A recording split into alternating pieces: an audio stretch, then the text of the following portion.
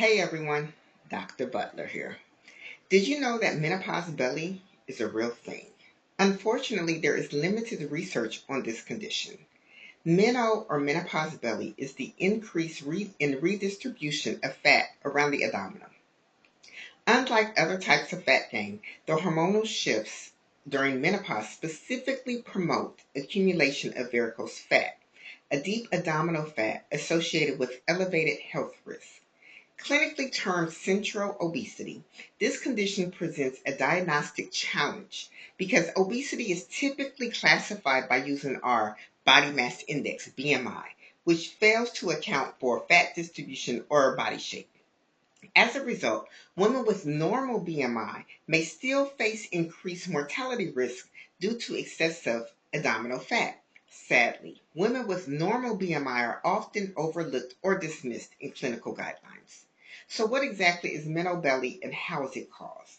It is varicose fat accumulation, which is the dangerous kind because it accumulates deep inside our abdominal, wrapping itself around critical organs such as our liver, our pancreas, and our intestines.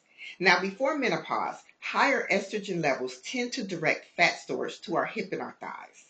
When our estrogen levels decline during the menopausal transition, fat storage is then redirected to the midsection, resulting in an apple body shape. So what is happening?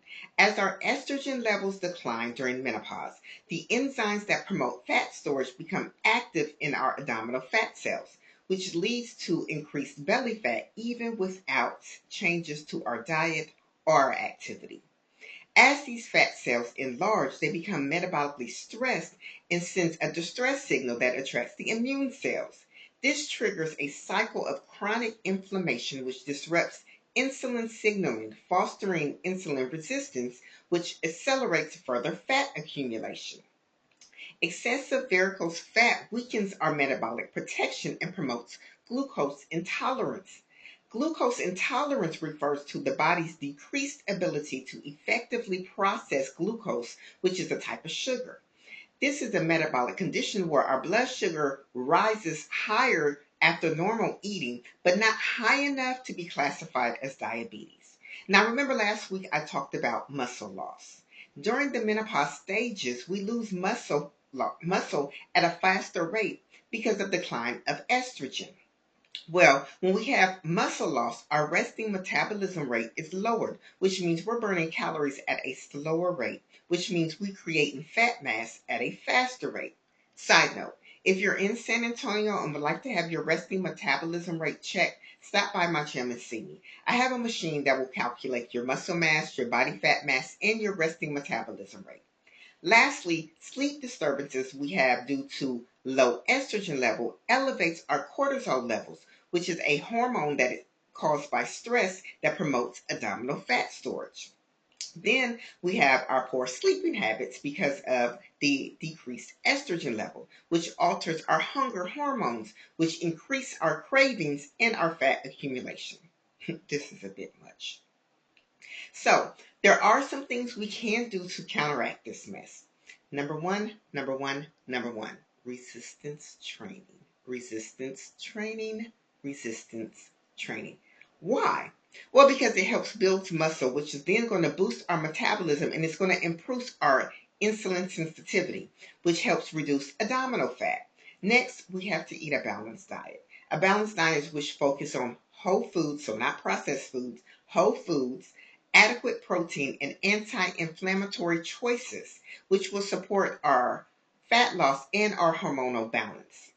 Then there is hormone replacement therapy. For some women, it can mitigate our fat redistribution by stabilizing our estrogen levels.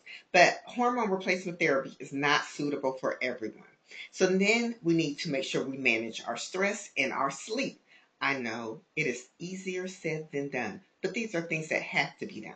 Finally, we need to have a regular cardiovascular exercise training program, such as walking, running, cycling, and so forth, because this is going to help support our calorie burn as well as our cardiovascular health, which is complementary through strength training. So, as we see, our body goes through so much as our estrogen starts to decline. But thankfully, women's health is becoming a priority. Remember, this Saturday, I will be conducting free workout sessions in observations of Menopause Awareness Month. The sessions will be conducted in person and online. Be sure to go to the Eventbrite to secure your spot. And now, next week, we're going to discuss hormones and how they're causing so much havoc on our body. Until then, see you next week. Bye bye.